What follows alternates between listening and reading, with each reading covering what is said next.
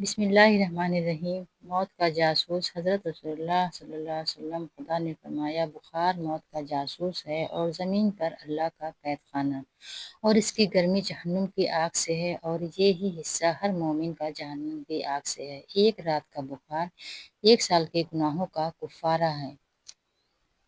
تلاوت والا گھر۔ حضرت عائشہ صدیقہ رضی اللہ عنہا سے روایت ہے کہ حضرت صلی اللہ علیہ وسلم نے فرمایا، وہ گھر جس میں قرآن کریم پڑھا جاتا ہے آسمان والوں کو ایسے دکھائی دیتا ہے جیسے کہ زمین والوں کو ستارے دکھائی دیتے ہیں۔ حضرت رابعہ بصری سے کسی نے پوچھا، کیا گنہگار کی توبہ قبول ہوتی ہے؟ فرمایا، انسان اس وقت تک توبہ کر ہی نہیں سکتا جب تک کہ اللہ تعالیٰ اسے توفیق نہ دے، اور جب توفیق مل جائے تو قبولیت میں کوئی شک نہیں رہتا۔ جب تمہیں ہچکی آنے لگے تو پہلی ہچکی میں کلمہ طیبات پڑھ لو، انشاءاللہ ہچکی رک جائے گی، اور اس امر کو اپنی عادت بنا لو۔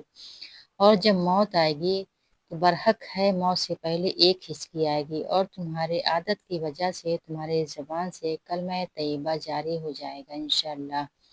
اچھی بات کو پھیلانا صدقہ جاریہ ہے۔ اے اللہ، میری عزت کے لیے یہی کافی ہے کہ میں تیرا بندہ ہوں، اور میرے لیے فخر کی یہی بات ہے کہ تو میرا پروردگار ہے۔ تو ویسا ہی ہے جیسا میں چاہتا ہوں، بس تو مجھے ویسا بنا دے جیسا تو چاہتا ہے۔ آمین ثم آمین۔